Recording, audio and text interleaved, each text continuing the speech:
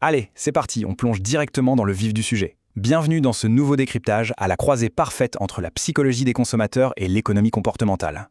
Aujourd'hui, on va s'attaquer à un petit détail qu'on croise absolument tous les jours en naviguant sur Internet. Un truc qui a l'air super basique, mais qui cache en fait une mécanique redoutable, les fameux avis clients et la note moyenne. Le but de notre analyse aujourd'hui, comprendre exactement ce qui déclenche l'acte d'achat ou ce qui nous fait fuir en courant.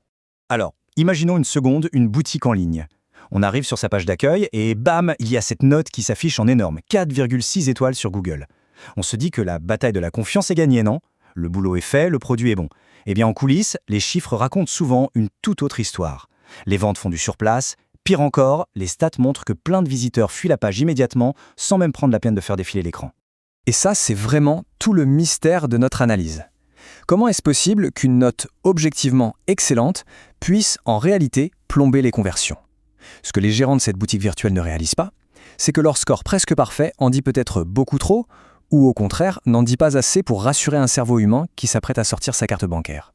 Ce qui nous amène à la section 1, l'illusion de la perfection, ou, pour le dire plus précisément, l'indicateur émotionnel du e-commerce. En fait, il y a un décalage énorme dans ce milieu.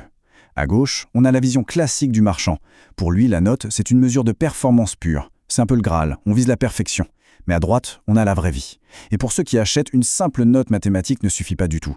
On cherche à lire entre les lignes pour évaluer la crédibilité, et non pas une perfection de façade. On passe à la section 2, le piège du volume et pourquoi ces chiffres ont un besoin absolument vital de contexte. Afficher 4,6 étoiles, c'est joli, oui, mais c'est basé sur quoi? Regardons un peu cette comparaison, elle est frappante. À gauche, un score magnifique de 4,8, mais appuyé sur seulement 10 petits avis. À droite, un score de 4,4, donc un peu plus bas, mais validé par 10 000 personnes. Sans un volume solide derrière, la note de gauche, elle flotte un peu dans le vide, elle manque cruellement d'ancrage. Et c'est exactement là que notre cerveau fait tilt. Face à une note hyper haute mais sans l'historique pour la soutenir, la conclusion elle est immédiate. Oula, c'est trop beau pour être vrai. Paradoxalement, une note un poil imparfaite, mais portée par une foule d'acheteurs, donne une vraie impression d'authenticité. Ça fait vrai. L'imperfection génère ici beaucoup plus de confiance qu'un score artificiellement gonflé à bloc. Allez, section 3, la psychologie des défauts, et comment notre cerveau passe son temps à traquer les incohérences. Faut savoir qu'on est tous programmés pour repérer ce qui cloche. S'il n'y a absolument aucun défaut en vue, notre réaction première, c'est pas l'admiration du tout, c'est la méfiance totale. On se dit tout de suite, bon, qu'est-ce qu'on me cache là? Un profil complètement lisse, ça donne juste l'impression d'avoir été manipulé, et ça devient un énorme signal d'alarme. C'est là qu'on réalise un truc dingue. Les avis négatifs sont en fait vitaux. C'est vrai, ce sont des points d'ancrage, ils donnent des infos hyper concrètes. Par exemple, en lisant une critique sur un pull qui taille trop grand, on peut très bien se dire « bah c'est pas grave, moi j'adore les coupes très larges ». L'avis négatif aide vraiment à se projeter. S'il n'y a pas ça, c'est l'incertitude complète. Et l'incertitude, c'est le pire ennemi de la vente. On arrive à la section 4, le vrai signal d'achat, le grand secret de la conversion.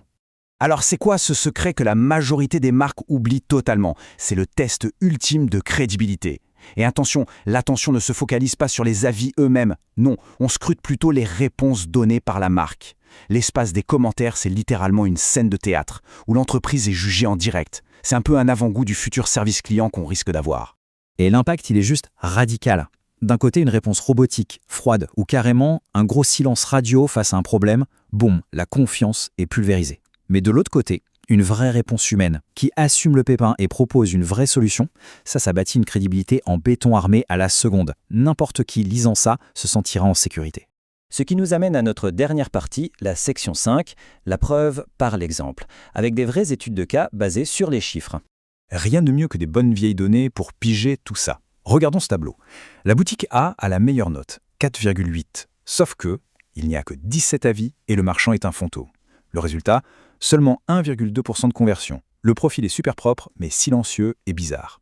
Maintenant la boutique B, note plus faible de 4,4, mais 1200 avis au compteur et des réponses pointues à 80% des commentaires.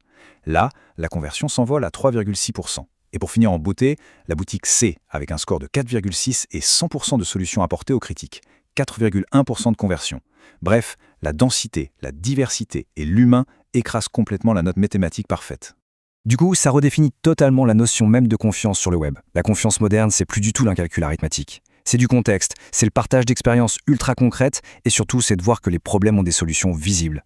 Les avis ne servent pas à prouver que le produit est sans défaut, ils servent à prouver que l'entreprise est bien réelle. Et sur un marché où on est inondé d'offres, la réalité c'est ce qui rassure le plus.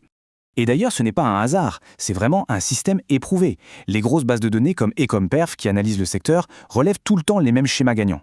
Les sites qui performent ont 3 trucs en commun. Un gros volume d'avis pour valider l'existence du produit, une activité très récente qui prouve que la boutique tourne à plein régime, et surtout, une gestion super transparente des retours clients. C'est une vraie mécanique de précision. En résumé, une note élevée, en soi, ça ne fait pas vendre. Par contre, une note crédible, ça c'est un accélérateur de conversion monstrueux. Et on l'a vu, cette crédibilité ne vient pas d'une perfection lisse et artificielle. Elle vient de la transparence et de cette capacité à montrer l'envers du décor quand les choses ne se passent pas comme prévu. Pour conclure ce décryptage, voici la petite question à garder en tête la prochaine fois qu'on clique sur un produit en ligne. Est-ce que le but ultime d'une vitrine, c'est de maintenir une façade impeccable et intouchable, ou bien de bâtir une réalité crédible, humaine et rassurante? C'est vraiment la clé qui fait toute la différence pour réussir en ligne aujourd'hui. Un grand merci d'avoir suivi cette analyse avec nous et à très vite pour une nouvelle exploration